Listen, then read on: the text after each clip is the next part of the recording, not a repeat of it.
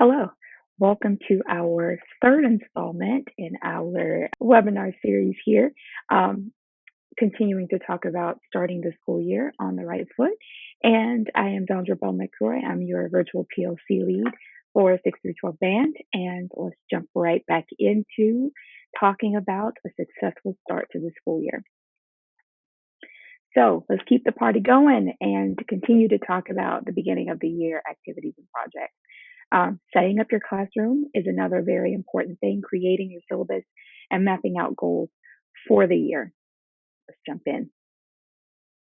So, setting up your classroom is really important, but also remembering that it needs to be different for each class, most likely, because every class is different. But the actual setup where you have your word wall, where you have your announcements, where you have your podium and how the chairs are set, all of that is a real standard setup, and it needs to be thoughtful.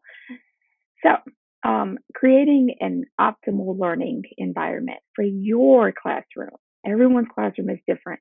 So you see here, I have my setup from last school year when we went back to school and we had so few students.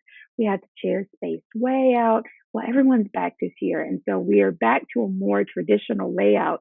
We are using much more floor space because we do have a little more distance between the kids, but our classes are large again. And so we're back to having anywhere from 40 students in a class to 65 or 70 students in a class. And so we're having to make sure we have enough clear floor space to create the type of learning environment we need.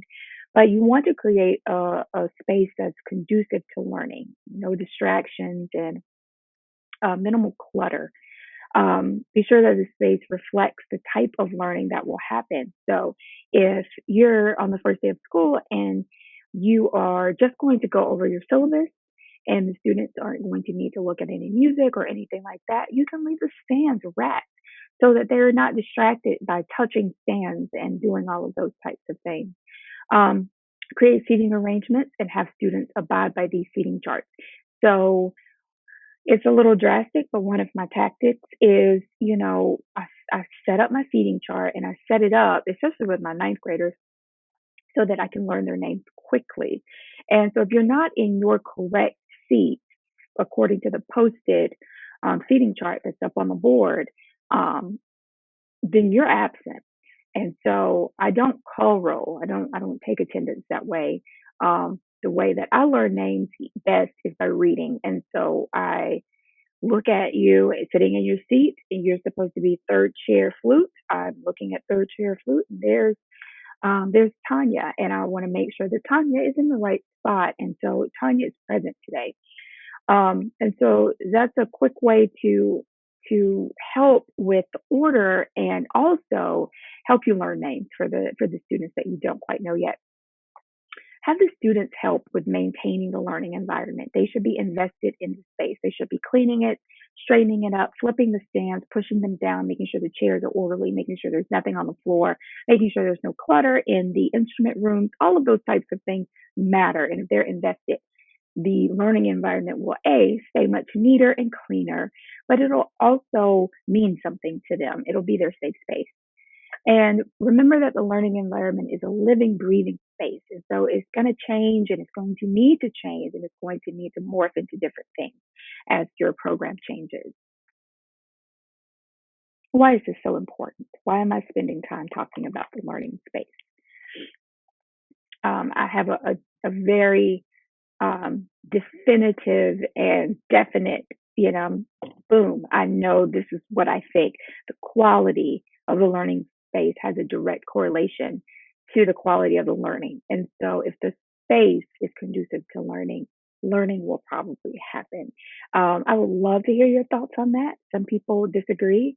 And I would love to hear that. I would love to hear, what you think about the learning space and how it affects um, the learning environment and the actual learning that happens.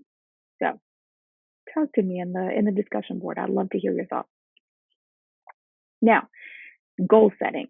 This is another way to start the year off on a good foot. set goals. It's time to set your own goals.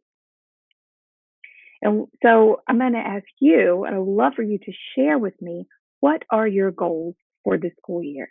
Now, I know we're all sick and tired of talking about SMART goals, but they work because it's very specific. It keeps you really um, honed in on one specific thing, and you don't have this huge sweeping goal that is so encompassing that you can't achieve it. It's something that you can measure. um, it's achievable, it's realistic, it's something that you can actually achieve, and it's timely, and it's going to be time specific. So you want to make sure that you're using these types of markers to set really attainable goals. Okay, so think about that. Drop them in the discussion board. I'd love to hear what your goals are. But if you want to take a second right now to pause the video and just kind of sketch out what your goals are, maybe having 2 or 3 goals, no more than 3, is a really good way to start the year and get off on the right foot. And then once you've set these goals, it's time to then use them to guide the building of instruction. So you use those goals, excuse me, to help build quality instruction for the school year. You also use these goals to guide the building of a classroom climate. If your goal is to have a really quiet classroom that allows for true collaboration between teacher and student. And you want to have that reflected in everything that you do. And, if that's something that has been an issue for you, then creating that goal is the first step. And then the next step is figuring out, how do I build this type of climate in my classroom? How do I get to this goal through the classroom climate?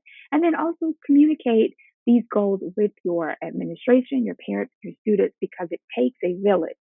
It takes everyone's effort to reach many of these goals. You can't do it alone. You cannot go it alone. That is the beauty of band. Um, Everything is collaborative. Everything that we do. Now, I hope that that was helpful. And along with the other 2 videos, I hope that you got some good information that's going to help you and embolden you to start your school year off with confidence and with purpose and clarity.